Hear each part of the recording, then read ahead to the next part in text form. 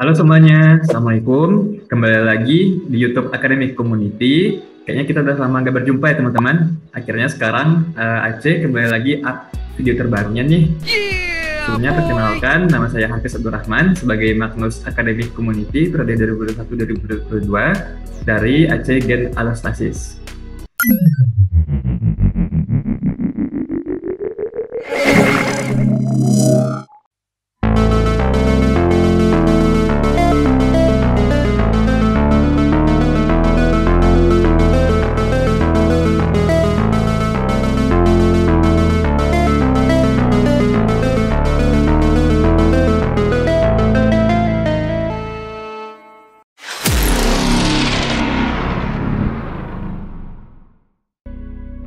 Nah, selanjutnya teman-teman, di sini Hafiz akan sedikit berbagi ilmu nih tentang anatomi organ sistem urinarius.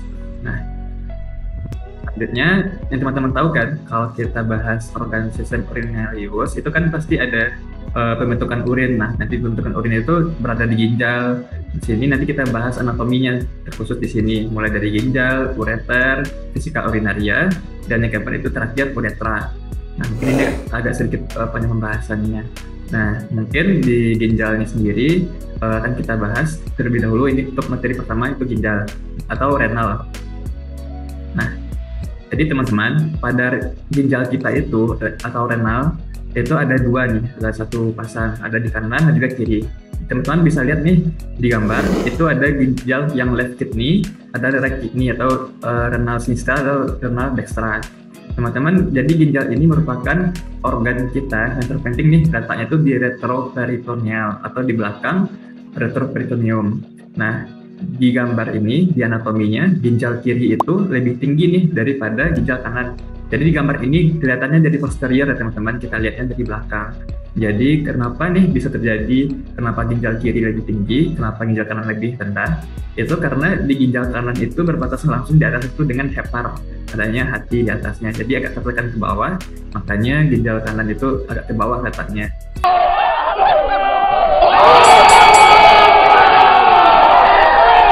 Nah, jadi untuk batas atas ginjal kiri itu berada di 3 postek ya, 11 teman-teman lihat itu ada di gambar ya.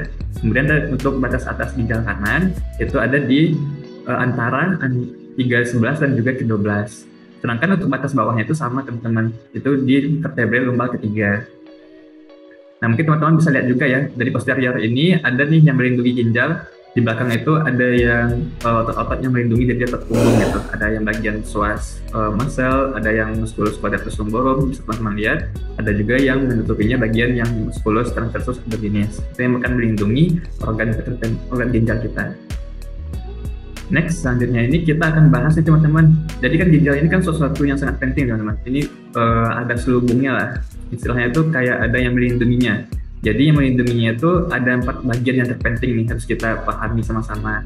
Jadi untuk selubung renal ini, mulai dari paling permukaan sekali, yang nomor 1 ada yang bisa lihat, itu nomor 1 itu kapsula fibrosa renalis. Jadi kapsula ini kapsul berupa fibrosa, jadi jaringan ikat fibros gitu. Nah itu tuh yang melindungi ginjal gitu, yang bagian permukaan. Yang kedua, itu kapsula adiposa. Teman-teman tahu kan adiposa itu kan lemak kan? Jadi lemak itulah yang melindungi kapsula fibrosa tadi. Nah ini yang selubung renal yang ketiga itu fascia renalis. Jadi fascia renalis ini merupakan jaringan ikat juga yang melindungi renal kita dan juga glandula suprarenal yang ada di atas ginjal. Nah yang keempat itu bagian yang lemak juga, corpus adiposum pararenal. Itu tuh membentuk bagian paling luar dari renal dan juga melindunginya dan membentuk juga sebagai lemak retroperitoneal. Nah, selanjutnya nih teman-teman, tadi kita udah bahas nih yang selubung atau yang meliputi dan melindungi ginjal nih. Sekarang kita bahas lagi untuk lebih detailnya apa aja sih struktur yang ada di renal. Nah, mungkin teman-teman bisa lihat nih di gambar. Jadi di renal itu kan ada berbagai macam bentuk yang harus kita kenali dan juga ada fungsinya nanti. Jadi di sini gambarnya itu ginjal kanan yang udah dipotong itu nampak berbagai parenkimnya. Nah di sini ada yang nomor satu itu cortex renalis. Nah jadi cortex renalis ini paling luar teman-teman, paling lateral. Itu cortex itu berwarna merah tua. Nah, jadi di korteks ini nanti ada glomerulus dan sebagainya. Yang kedua itu medula renalis. Nah, medula ini seperti teman-teman lihat ya, medula itu atau piramid itu berbentuk segitiga teman-teman. Jadi seperti tiga, jadi dinamakan piramid. Jadi piramid renalis. Nah, nomor 3 sama 4 itu ada bagian dari piramid atau medula. Sedangkan nomor 3 ini papilla renalis. Jadi bagian dari segitiga ini mungkin teman-teman bayangin aja ya piramid. Nah, piramid itu kan ada bagian runcing di atasnya. Runcing itu yang akan menjadi papillanya, papilla renalis. Itu tuh papilla renalis ini akan memasukkan hasil urin ke calyx minor nantinya. Sedangkan yang nomor 4, dasar piramida. Dasar piramida itu basis, jadi bagian paling luarnya yang kayak dasar gitu di piramidanya. Kemudian yang kelima itu ada kolumna renalis. Jadi teman-teman, di antara piramid-piramid ini, di antara medula ini ada bagian korteks yang menjorok ke dalam gitu. Jadi di antara medulanya ada korteks yang ke dalam, itu dinamakan dengan kolumna renalis. Nah, kemudian kita lanjut lagi yang ke-6 ya teman-teman. Yang ke-6 ini namanya calyx minor. Jadi teman-teman bisa lihat ya di gambar, itu calyx minor itu merupakan lanjutan dari papil tadi, papil renal. Jadi calyx minor nanti bergabung membentuk calyx mayor di nomor 7 bisa teman-teman lihat. Kemudian calyx mayor bergabung itu membentuk pelvis renalis. Nanti yang selanjutnya itu pelvis renalis ini akan membentuk lanjut ke ureter nomor 10. Nah, kemudian ada lagi nih teman-teman sinus renalis nomor 9. Jadi sinus renalis ini bagian dari pelvis yang menjorok ke dalam ke sudut tadi.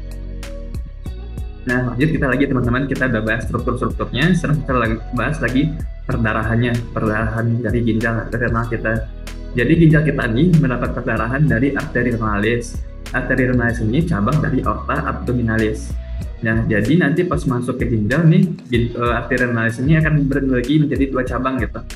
Cabang yang bagian anterior dan juga bagian posterior. Bagian anterior ini bisa teman-teman lihat di gambar, itu akan mendarahi bagian anterior superior, anterior bagian atas, dan juga anterior bagian inferior, bagian bawahnya. Kemudian untuk bagian posterior, itu akan mendarahi bagian ginjal bagian belakang, posteriornya. Nah,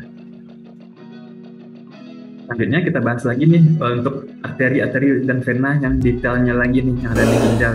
Jadi kan pertama tadi dari aorta abdominalis itu masuk ke renal arteri atau arteri renalis.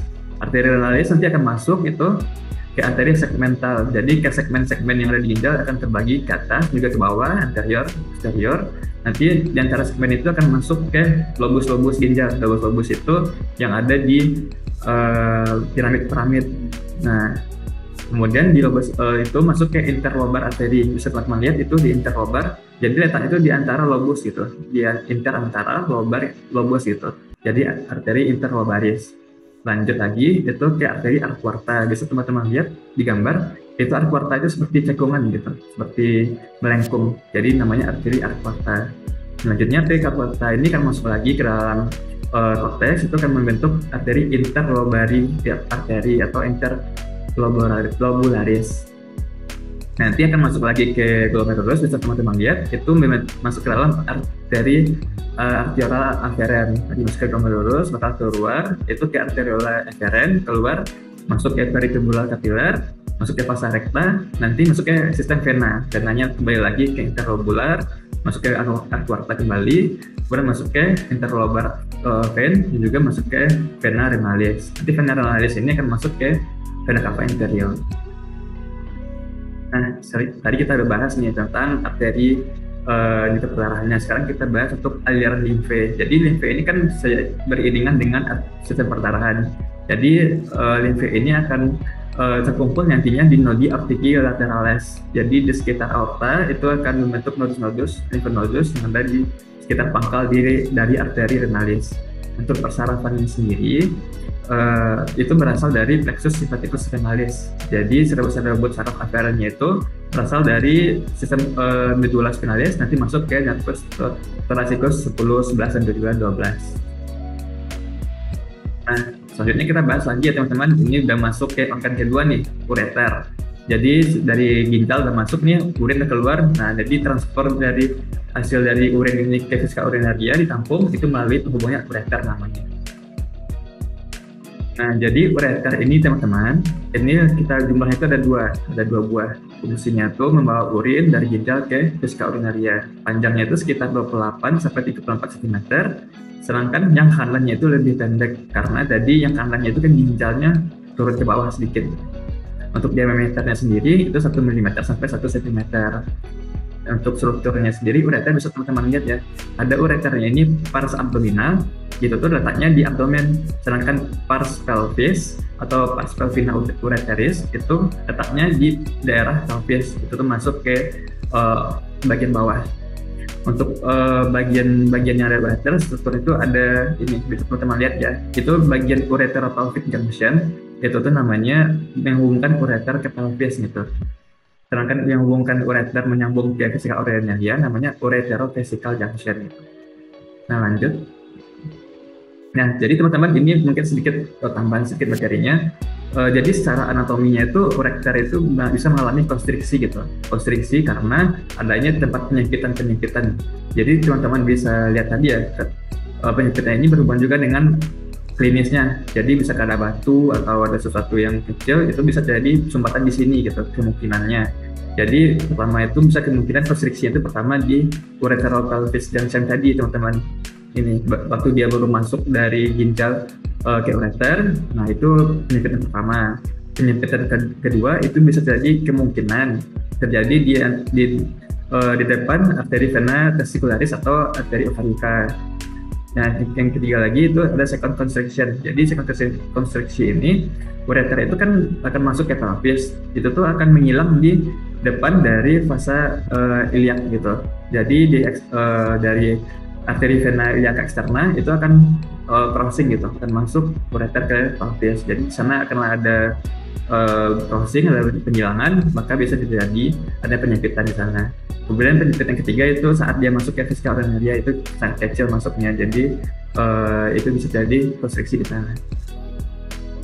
Untuk perdarahan dari ureter sendiri bisa teman-teman lihat itu ada terbagi tiga, ada bagian atas, tengah, dan juga bawah.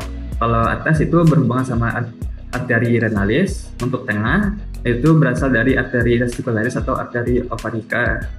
Nah, yang paling bawah itu berasal dari arteri vesicalis superior. Itu berhubungan juga nanti mendarahi vesika urinaria.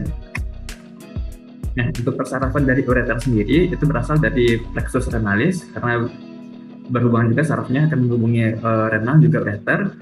Di bagian tengahnya nanti berupa plexus vesicularis juga ovarika. Nah, di bagian bawah itu inferior disarafi oleh plexus hypogastricus.